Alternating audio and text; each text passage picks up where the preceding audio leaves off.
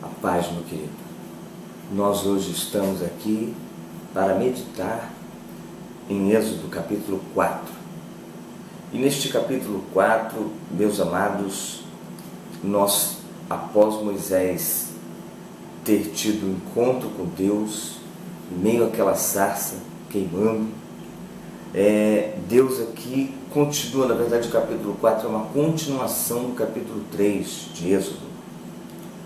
E aqui Moisés, na verdade, está colocando algumas dificuldades para Deus.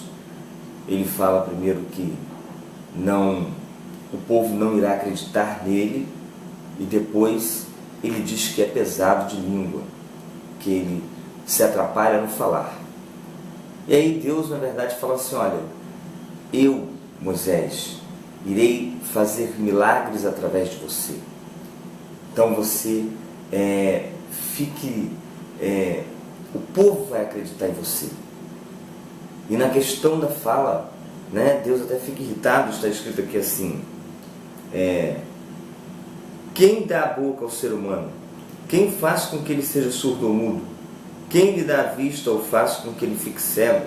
Sou eu, Deus, o Senhor. Agora vá, pois eu o ajudarei a falar e lhe direi o que dizer. Então Deus ali se coloca como quem Ele é. Se Ele está escolhendo Moisés, se Ele está escolhendo-o, é porque o próprio Deus sabe o que é melhor, sabe o que tem para acontecer. Mas é claro, meus queridos, que Moisés se defronta primeiro com o receio de que não acreditem nele, porque lembre-se que ele fugiu do Egito justamente porque alguém o rejeitou. Falou, mediante aquela atitude precipitada que ele tomou, falou assim: acaso você agora é juiz entre nós? E na verdade, lembre-se que Moisés, querido, viveu 40 anos no Egito, nas iguarias, nas coisas finas, educação especial. Ou seja, Moisés tinha uma vida à parte. Ele tinha contato com o seu povo, mas ele era um príncipe, como se fosse um príncipe no Egito, porque ele era filho de Faraó, da filha de Faraó. Então Moisés participava da vida do palácio, podemos assim dizer. E ele foi ver a condição do seu povo. Com certeza Moisés enfrentava ali um desafio, mas ele saiu, ele foi para o deserto. E isto eu creio que foi necessário para ele aprender de Deus a humildade que ele precisava para ser o grande líder que ele foi. Então nós vemos aqui que Deus coloca fim a esta barreira. Porque na verdade o que credencia um líder, o que credencia alguém a ser líder de Deus, é que ele está com Deus. Não é a sua origem, não é o fato dele ter mais simpatia, menos simpatia, porque ele nasceu, porque ele é nascido entre nós, ele não é nascido entre nós, ele é um de nós, ele não é um de nós. Não é isso, queridos, que nos faz ser um líder de Deus. O que nos faz ser líder, profeta, o que nos faz ter êxito na liderança é o fato de Deus estar conosco. Então ali Deus estava com Moisés. E Deus falou: vou fazer milagres para que o povo creia em você. Então aqui nós temos também o segundo aspecto. Moisés se achava como alguém que não tinha uma palavra firme, uma palavra eloquente. Mas Deus diz que eu irei falar o que você deve falar. E Deus orienta: fala com teu irmão Arão. Por acaso Arão, o levita, não é teu irmão? Eu sei que ele tem facilidade para falar. Seja você como Deus para Arão. Fale para ele o que ele deve falar. Eu estarei falando com vocês. Então aqui, meus queridos, nós vemos essa orientação sábia de Deus encontrando o caminho. Mas em suma, o que Deus quer dizer: Moisés, não tem rejeição, vá. A partir aqui do versículo 18, há uma repetição um pouco da chamada, né? E Deus fala para Moisés, né, que não havia mais aquele rei com interesse de matar Moisés e que ele poderia ir para o Egito. Então Moisés, né, então Moisés voltou para a casa de Jetro, seu sogro, e disse: deixa que eu volte para visitar os meus parentes no Egito, quero ver se eles ainda vivem. Queridos, é muito interessante, é muito importante, muito essencial o relacionamento que Moisés tem com seu sogro, porque é um relacionamento como se o sogro dele fosse um pai. Ele pede a bênção do pai: deixa que eu vou, porque não vai só ele, vai a família, vai a esposa, vai a filha de Jetro, vai o neto de Jetro, ou seja, Moisés vai sair com a família toda. Moisés então fala com seu sogro, né? Então Moisés fez com que sua mulher, seus filhos montassem um jumento e começou com eles sua viagem de volta para o Egito.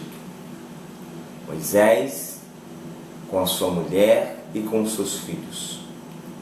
Eu creio, queridos, eu creio firmemente, creio essencialmente que o projeto de Deus é em famílias. Não são projetos para cavaleiros solitários que querem andar pela nação ou andar pelos lugares sozinho, sem esposa. Moisés foi para um empreendimento perigoso, arriscado, grandioso. E ele talvez pudesse falar assim para a esposa dele: olha, fica aqui você, meus filhos, estou indo para um lugar perigoso, estou indo para uma missão, vai demorar um determinado tempo, depois eu volto. Queridos, o que é isso? É um projeto familiar, é um projeto de casar, um projeto né? Moisés estava indo, o período que ele passava, a família passa também. Então, queridos, que nós possamos pedir a Deus para revelar cada dia à igreja a metodologia de se fazer as coisas, a maneira de Deus de se fazer as coisas. Essa é uma das maneiras de Deus, em famílias, porque a igreja é uma família. Isso, na verdade, é um tipo, né? Quando nós falamos de Israel no Antigo Testamento, nós podemos aproveitar esses ensinamentos para ver como Deus orientou aquela família, como Deus orientou aquele povo. É assim que Deus continua orientando, porque a essência de Deus não muda, seus projetos são eternos e servem para nós. E como toda a Bíblia é inspirada e toda ela útil, queridos, eu creio que esse capítulo que nós estamos lendo, ele tem aplicações práticas para nós. Na essência do que Deus diz aqui, ele quer dizer: ande em família. Ande em família.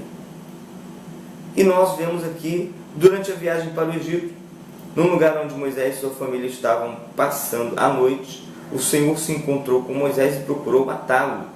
Aí Zípora, sua mulher, pegou uma pedra afiada, cortou o prepúcio de seu filho e com ele tocou o pé de Moisés.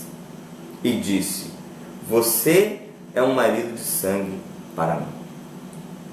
Queridos, aqui nós temos claramente uma desobediência que aconteceu.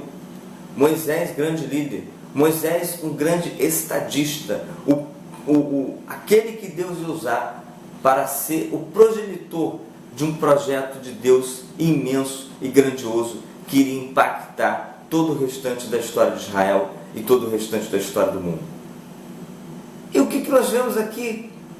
Que tinha um filho que não tinha sido circuncidado. Então, é digno de morte, porque a ordem que Deus deu foi essa: quem não se circuncidasse era morto, né? Então ali Zípora imediatamente vai, vendo que Deus está querendo matar Moisés, e ela circuncida. Por que Zípora não fez isso antes, queridos? A família, meus amados, o casal, ele precisa andar alinhado no projeto que Deus dá. Se o casal não andar alinhado no projeto que Deus dá, Deus finaliza a realização do projeto. Eu não tenho dúvida de que Deus poderia levantar outro para libertar o Egito, porque o ator principal aqui não é Moisés, o ator principal aqui é o Senhor. principal aprendizado que nós temos que ter aqui é que o mesmo Senhor que agiu com Moisés é o mesmo Senhor que age hoje, que age nos dias de hoje. Então, que nós possamos, amados, entender, que o casal possa entender o projeto de Deus para a vida deles, e esse projeto tem que ser cumprido pelo casal e pelos filhos. E os filhos desde muito pequeno, ao 8º dia. Nenhum dos povos daquela época, naquela redondeza, circuncidavam crianças. O povo de Deus era o único que circuncidava crianças. O que nos deixa hoje um legado importantíssimo. Nós não temos que batizar criança, porque isso não está no Novo Testamento. Nós não temos que circuncidar uma criança, mas nós temos que desde muito cedo encaminhar essa criança, esse filho, para o reino de Deus. Isso nós temos que fazer. Então ali Moisés e Arão se encontraram, ficaram muito felizes, e Moisés e Arão foram para o Egito e reuniram todos os líderes do povo de Israel. Todos acreditaram, e quando souberam que o Senhor tinha vindo até eles e tinham visto como estavam sendo maltratados, eles se curvaram e adoraram a Deus. Meus queridos, Moisés foi falar com todos os líderes, Moisés fez milagres para o povo acreditou.